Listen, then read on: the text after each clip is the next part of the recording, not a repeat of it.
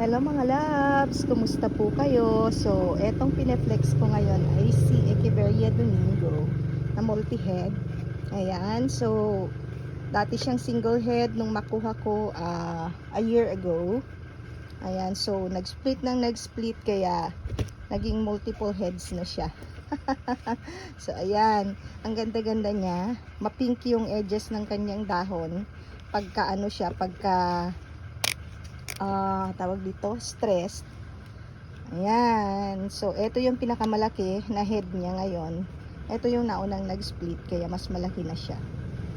Ayan. So, masaya ako dito kasi ang bait-bait niya. Hayaan mo lang siya. Hindi rin niya kailangan ng laging dinidiligan.